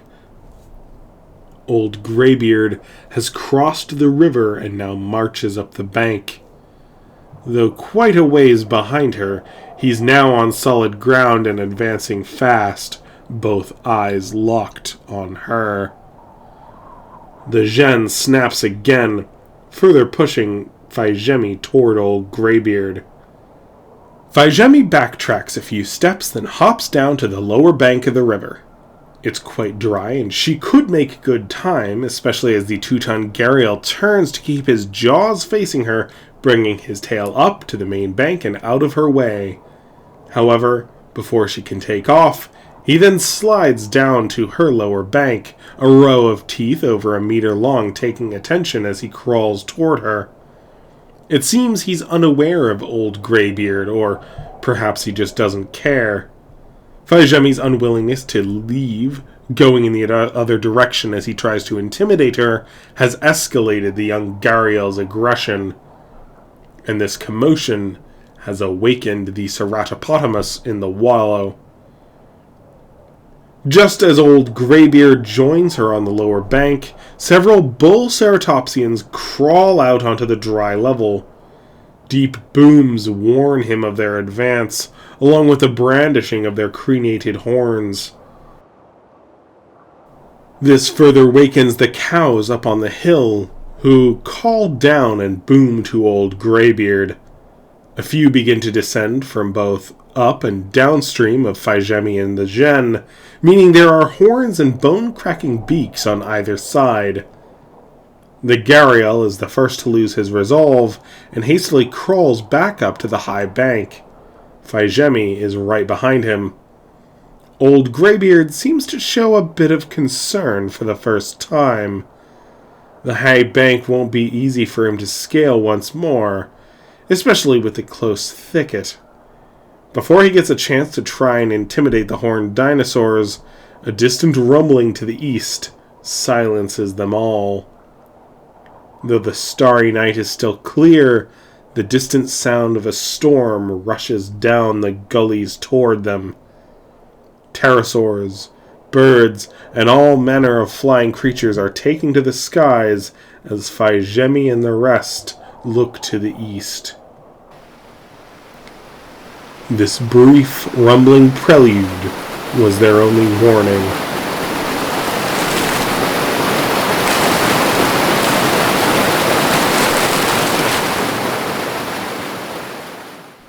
A wall of dark water surges their way, not only filling up the river, but also along its upper banks too, though slowed by the dense thicket. With ground baked hard by the prolonged dry season and no early showers to loosen the soil, water is not taken in to stem its flow, so can only pass over as it sprints unimpeded downhill. Fai Zhemi races along the upper bank. Old Greybeard and the ceratopsians all turn to flee as well, but they are promptly outpaced and washed under the rolling black water. Fai Zhemi and the gharial have a moment's respite, but the waters quickly rise up that the crocodilian gets rolled into the main flow. Fai Zhemi gets a few extra steps, but even as she turns to break into the thicket, pulses of water still hit her ankle, her shin, then her knees. She arrives at a broad mahogany. Numerous creatures have already taken refuge in its sturdy branches. Fai Zhemi tries desperately to join them. First she attempts to reach high with her claws, though strong and hooked to restrain fish and can penetrate bark for a firm hold. She can't then advance. Her arms may be long, but her legs are so much longer and torso very rigid, so repositioning to advance up the trunk isn't viable. Her next attempt is to bite higher on the branch and use her legs to then gain height. Leaping to grab the branch with her jaws gets her up a couple meters, but the next surge rushes past, and her tail and legs are jerked to the left.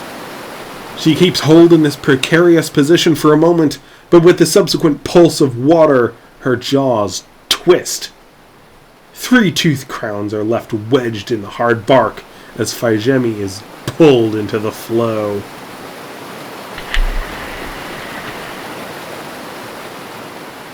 At several points, she is struck against thicket and sapling. Thankfully, a lot of the obstructions have already been torn asunder and consumed by the rage of the river, and the strongest obstacles have an aura of water directing around them, so the flow carries her away from anything that she might strike too hard. Soon, Fai Zhemi is carried to the main flow of the river. Her light frame keeps her bobbing on the surface. It takes some effort, but she's able to kick with webbed feet to keep herself properly oriented and head above the surface. A few times the surge or whirl pulls her under, but buoyancy is her current savior. The same cannot be said for Ceratopotamus. These bulky horned dinosaurs are sinkers like Hippo and Kurojaku, so while she sees an occasional horned head break the surface and gasp for breath, soon they are all pushed under and drowned. Old Greybeard, unfortunately, shares in Fai Zhemi's boon. He's kept above the surface, though at his size, being rolled around is a lot more difficult to recover from. He's already suffered a broken ankle and a hard strike to his side. Fai Zhemi isn't far behind him, but he is no longer interested in hunting her. His only hope now is to survive the rolling waters. It doesn't take long for Fai Zhemi to surpass him. She doesn't bother fighting the current like he does. Yes, she gets her share of bruises, but so far, she's able to let the flow of the water take her around anything too large or dangerous. At her periphery, she sees old Greybeard wedged between 2 great trees that yet hold, and after a brief struggle, his neck is broken by the unforgiving force of the waters at their back.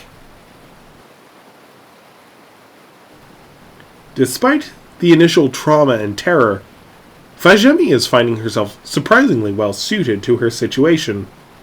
Hippos, buffalo, ceratopotamus, and ankylosaurs drown as they sink, while ceratosaurs and younger megaraptorans that are too light are simply pulled under. Birds can take flight.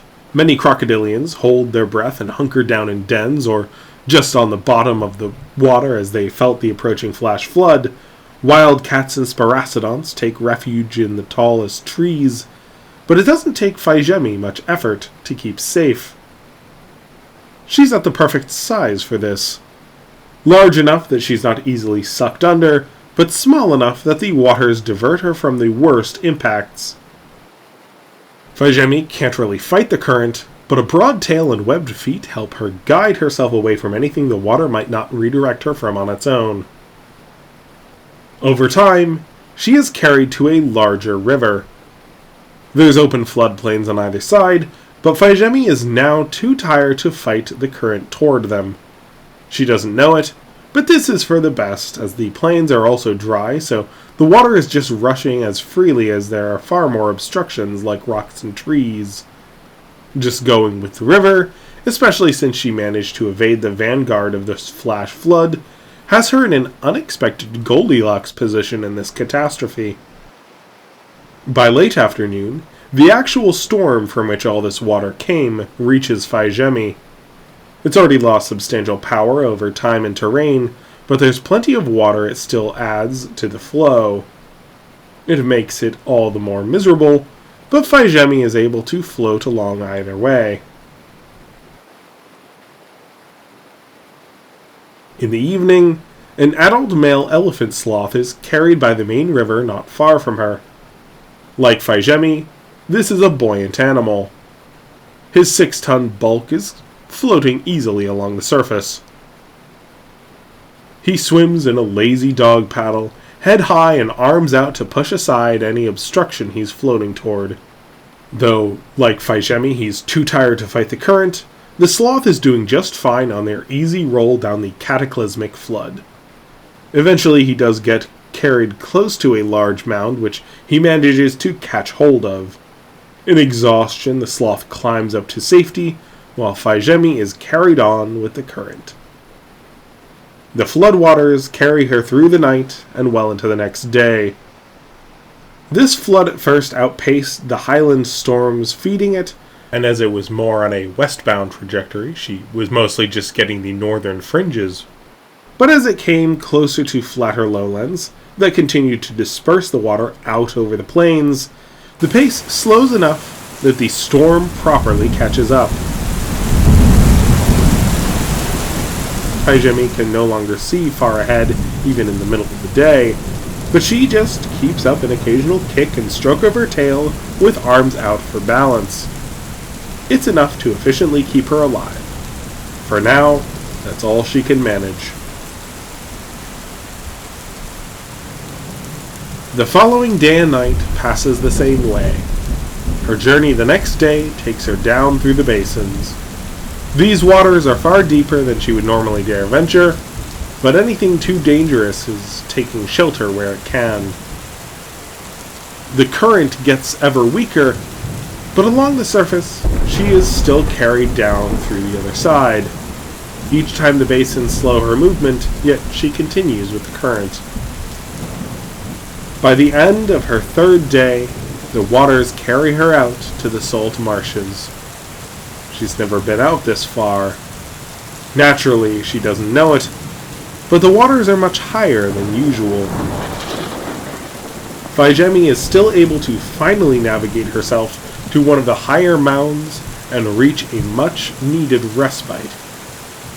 Standing only lasts long enough to get a few paces onto dry ground before Fai Zhemi collapses.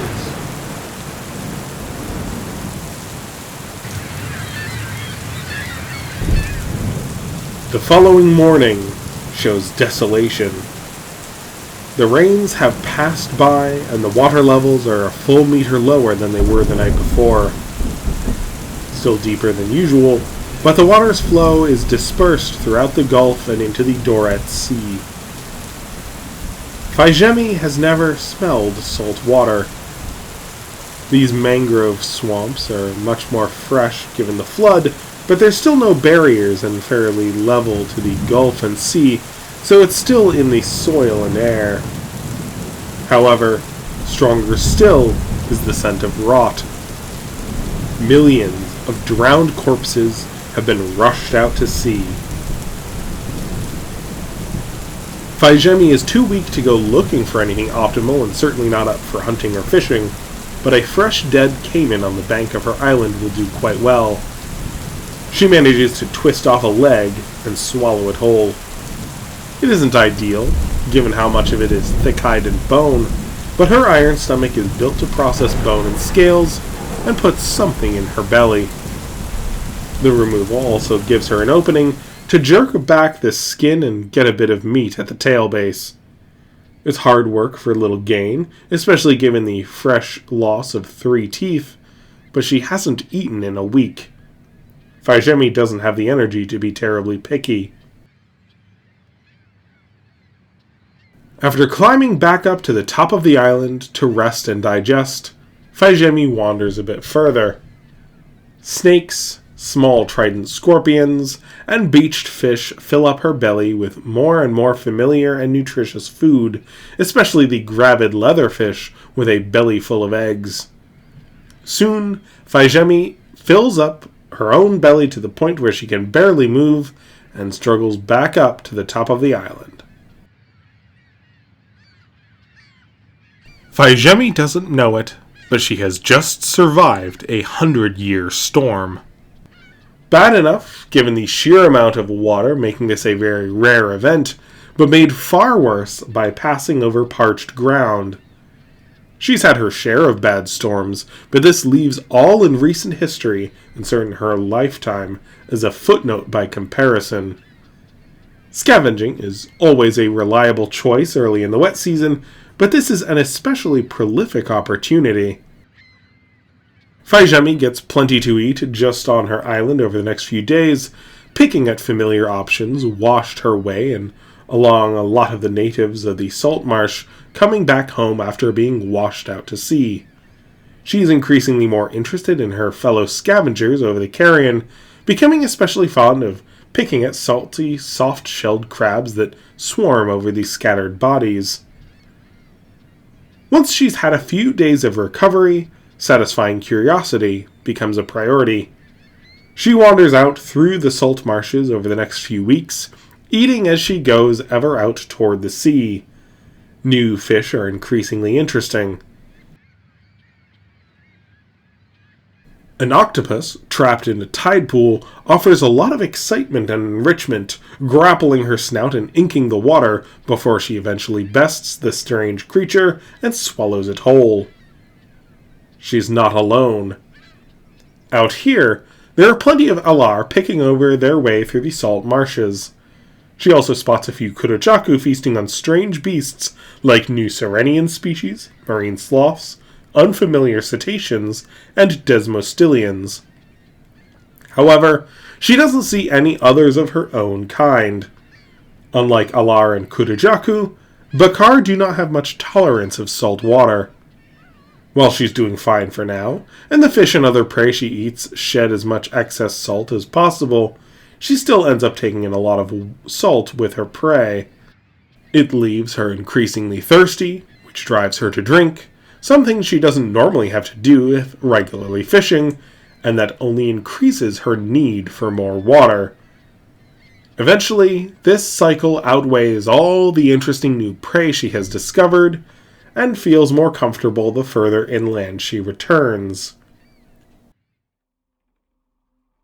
After a few weeks' march inland, fishing as she goes, Fai Zhemi finds herself looking down upon a father arapaima with fry in his mouth. This fish is a little under 3 meters long. A tough fight, but a substantial prize, and one that Fai Zhemi could reliably tackle. However, the father is protected by his mate, a female of just over 5 meters. She might be close to a ton in mass. As Fai Zhemi adjusts her position to see better, the female arapaima circles her mate.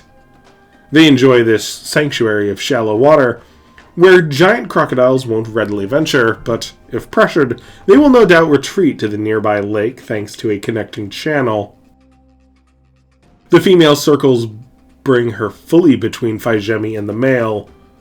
She draws air, extending her jaws in breath. This may just be an inhalation, but Fai Zhemi sees the sharp-pegged teeth as a threat. If the male arapaima were alone, she would risk grappling him. His scales make piercing with her claws a challenge, but she's killed his kind before. A female this large, however, is more than an even match, and Fai Zhemi isn't looking for a fair contest. She just wants a meal.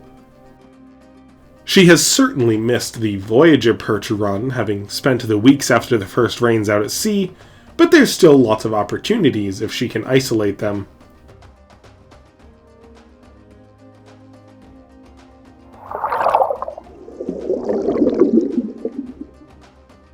That evening, a young predator closes in on her next target, a small trout.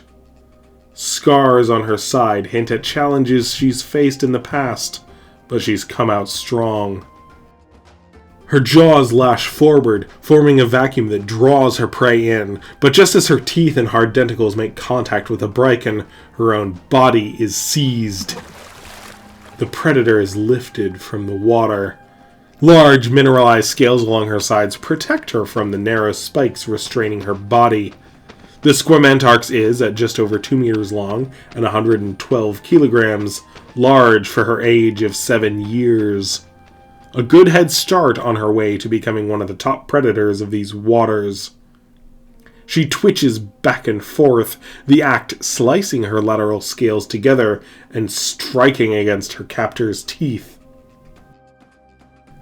It's a neat trick, but her captor is prepared for this and acts accordingly. With a toss and turn, the Squamentarx is now held at her core. The force of long jaws snapping together cracks several scales. She feels muscles and organs pierced and crushed by long conical teeth. With a slight turn of the head, 3 long claws punch into her belly, which is only protected by a scattering of smaller conventional scales.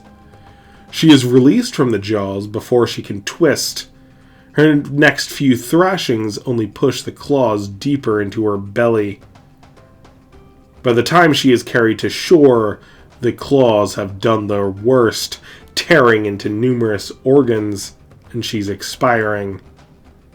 Her captor sets her down, places a foot on her head, and withdraws the gaffing claws. She then places the other foot on the Squamentarx's tail to prevent further struggles, sits back on her heels, and begins the arduous task of scaling her prey. Young of these coelacanth are heavily armored. Herons, pterosaurs, and other predators that swallow fish whole generally don't bother, as there's a lot of pain without much gain.